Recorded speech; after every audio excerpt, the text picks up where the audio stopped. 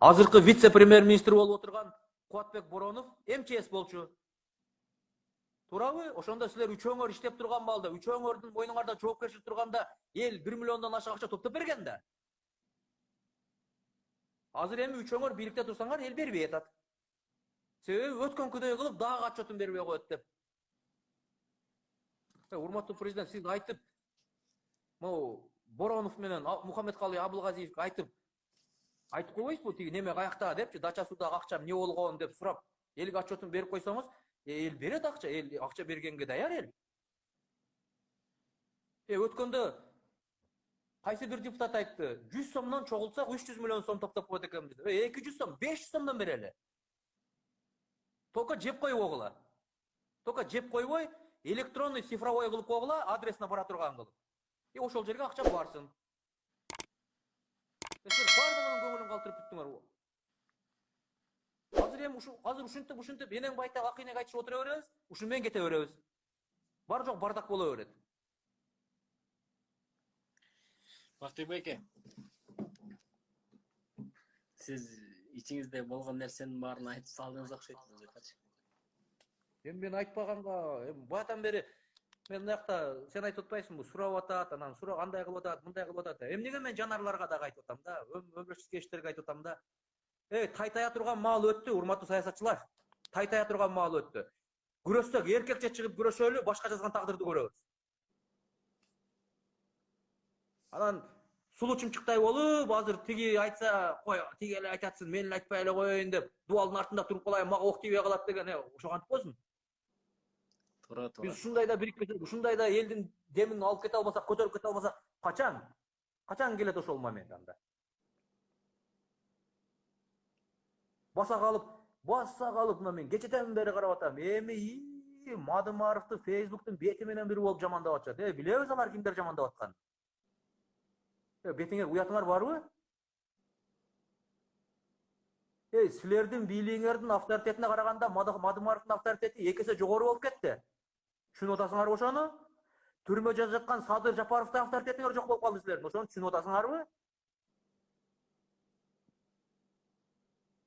Жөн эле эл зериккенден чыгып Садыр Жапаровду, Мадымаровдарды колдоп атат деп атасыңарбы?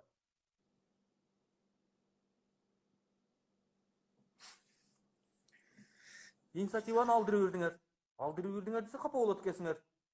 Эч нерсе колуңардан келбегенден кийин өзүңөр билип деле кетип калгылар. Мен жогоруда мына мен атын айткандар. Мухаммедкалый Абылгазиев, премьер-министр, вице-премьер-министр неме? Боронов, Кубатбек Боронов. СМБнын башчысы, генеральный прокурор, коопсуздук кеңештин катчысы Дамир деген жигит беле? Муну вице-премьер-министр экономиканы кыйратып үрет деген жанкы Эркин беле? Асрандиев. Барыңар кетишиңер керек иштен. Барыңар кетиш керек. Болбосо эл силерге уже ишенбейт. Алтынай Сейитбековнаны иштен алганыңар саясат болуп калды, айтып коеюн.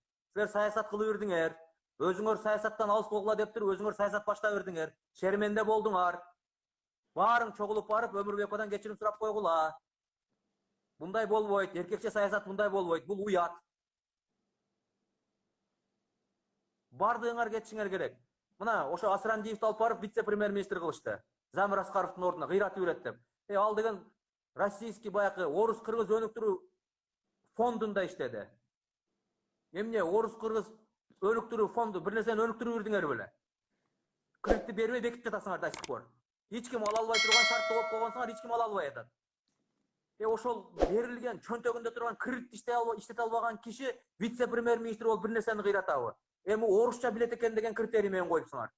Замир Аскаров орусча биле албай, жанкы ЭЭПтин ичинде, таможня союзунун ичинде сүйлөшүүлөрдү жүргүзгөндө Замир Аскаров бир аз орусчадан аксайт экен.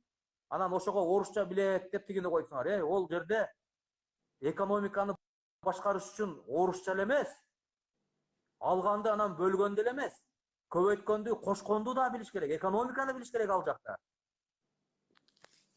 Мына экономикалык кризиске капталып калдык. Эл карантинде ачка отурат. Экономиканы күрүрт эткен бирөө жооп береби ошондо? Значит, ал вице дагы кетиш керекпи? Мен Алтынай Өмүрбекова болушкан жерим жок. Бирок эми ал кеткен болсо, анда эркекче болуп баарыңар кетишиңер керек. Силер Совбез, Кыргызстандын эң чоң институту Совбез эптей албай калган нерсеге ошол бир кичинекей бөжөрөйгөн аял эптей алат деп ошону крайнийди таптыңарбы? Уят эмеспи? Кудай тобагылым, уят эмеспи? Кантип күндө ишке барып келип атасыңар ошондон кийин? Гилтеген 5 жолу өткөн Совбезден жыйынтык чыкпаган, анан ошол эч нерсеге алы жетпеген Алтынай Өмүрбекованын алы жетеби бир нерсеге? Ал эч ким эмес ал жакта. Аны бардыгы билет ал эч ким эмес экени. Аны Бабановдун кишиси катары силер аны иш жерге жолотпойсуңар дагы. Мына милициялар, министрлер. Чынын айтып коеюнбу? Министрлер Мухаммедкалый Абылгазиевге баш ийбейт. Аны тоготпойт. Анын айтканын жасабайт. Себеби Мухаммедкалый Абылгазиевдин чөнтөгүндөгү өкмөт башчы деген удачтаберен нерсе болбосо башка эч нерсеси жок анын. Айтып атам го, силердин мына президенттин алдында, президенттин бийлигинин алдында силер ушундай деңгээлге жеткизип койдуңар. Жогорку кеңеш менен өкмөт баягы мектептеги чоң класстын окуучуларына тамеки ташыган кичинекей класстын окуучусундай эле болуп калды. Подай принеси болуп эле. Мальчик на побегушках болуп. Бар тигин алып келип кой, тигини бияка коюп кой, тигин тияка коюп кой дегенге эле болуп калды. Эми ошондой болсо деле боло береби? Мына если саясат кылышыңар керек болсо, саясат мындай. Эгерде бирөөнү иштен алыш керек боло турган болсо, муну Совбездин бардык мүчөсүн иштен айдаш керек. Бардык мүчөсүн иштен айдаш керек. Силер чечим чыгарып койдуңар. О чечимди бирөө керекпи аткарылып атканы? Ошол ким көзөмөлдөп атты эле? Ошол адам неге иштен кеткен жок? Эмне кылып атты ал ошо ишти кылбай? Мына коопсуздук кеңешинин катчысы деген бирилиши бар анын, ошону көзөмөлдөйт деген. Ошону көзөмөлдөш керек да. Анан силер эми не дейин деп атасыңар азыр мына президенттин тегерегинде командасындагылар. Президент өткөндө бир жолу айтты, силер иштейсиңерби, иштебейсиңерби деп кыйкырды. Анан 5 жолу Совбез өткөрдүңөр дагы, ошол жерде дагы президент бардыңарды сөктү ашата. Туурабы? Анан акырында получается эмне болуп калды? Совбездин 5 жолу Совбез өтсө дагы эч ким көчүгүн көтөрүп кыймылдабай коюптур. Ошондо эмне президент никто? Силер эмне ошо президентти никто кылып көрсөтөйүн деп атасыңар жанында командасы, пиарщиктери, технологдору. Президент жөн эле иштебей, телевизор көрүп отурат дегенди көрсөтөйүн деп атасыңар. Мээңер иштейби силердин? Колуңардан келген ишти кылбайсыңар, колуңардан келбесе бар кеткиле.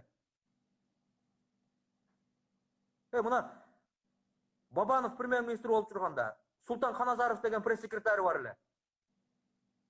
120 депутаттын соккусуна каршы туруп коет болчу. А силер 127 депутат эптей албай атасыңар. Мына Темир Сариевдин маалында Азаттыкта иштеген бала бар эле, азыр ким эле? Бакыт Асанов деген бала бар эле. Ошо кибирей деген бала чалып жоксуңарбы? Ошончоң чогулуп алып. Бир фейк талкалап коюп атат. Инстаграмда отуруп алып эле, жалгыз өзү эле талкалап коюп атат. Ого дагы күчүңөр жетпей, тутуп келип камап коюп атасыңар. Силер баары эле камай бересиңер. Силер камаган эле колуңардан келеби? Бүгүн бийлигиңер бар, бүгүн күчүңөр бар.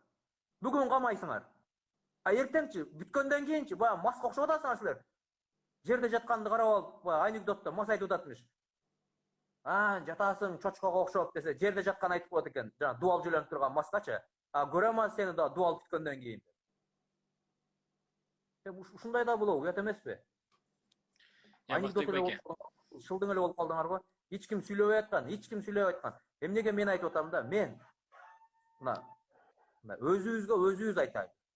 Өзүбүздү өзүбүз сындап, өзүбүздү өзүбүз тарбиялайлы да. Эми ушундай парламентти шайлаган, ушундай өкмөттү кармап отурган. Эми эл дагы ушундай экен, эмне кыл дейсиң? Мен көп нерсени Султан Каназаров барго? Азаттыкта мурда неме болуп турбадыбы? Жетекчи болуп, Ушул байке беле Султан Каназаров деген?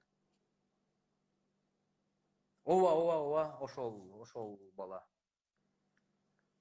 Бул байке менен немеңиз кандай? Мамилеңиз барбы? Жок, мен